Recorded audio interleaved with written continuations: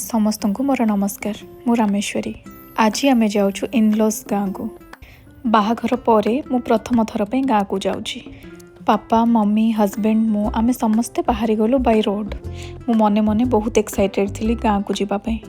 आउ गला बेले पापा कहते तांकर सबू मेमोरीज आउ पापा तांको सांग मान विषय मध्य कहते। पापा कथा शुणी बहुत भल लगुला।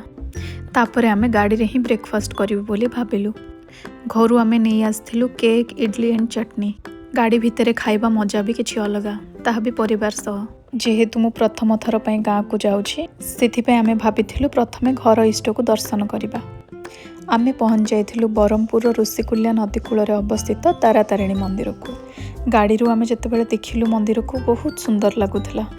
गाड़ी रे मु पचारुथिली मम्मी को एही मंदिर कौन पई स्थापन हैला बोली। मम्मी कहिले पुराण अनुसार यह भारतर 4टी प्रमुख आदि शक्तिपीठ मध्य अन्यतम। एठी जाँला देवी को पूजा करा जाए। माने मंदिरर मुख्य गर्भगृह रे माँ तारा और माँ तारिणी दुई भौणी भावे पूजा पाती। एठारे देवी सतींकर स्तन पड़िथिला। मंदिर पहाड़ उपर अवस्थित। पहाड़ उपर को जीवाई 969टी पहाच अछि। माँ को विषय शुणिला परे आमे सीधा बाहरी गलु मंदिर भितर को। जेहेतु गरम दिन लोक बहुत कम थिले सेथिपे आमे बहुत शीघ्र पूजा सारी बाहरी आसिलु। आसी मंदिरर चारिपाखे बुलिलु। मंदिरटा बहुत सुंदर लगिला। बहुत भल से मेंटेन करी मध्य रखा हिची।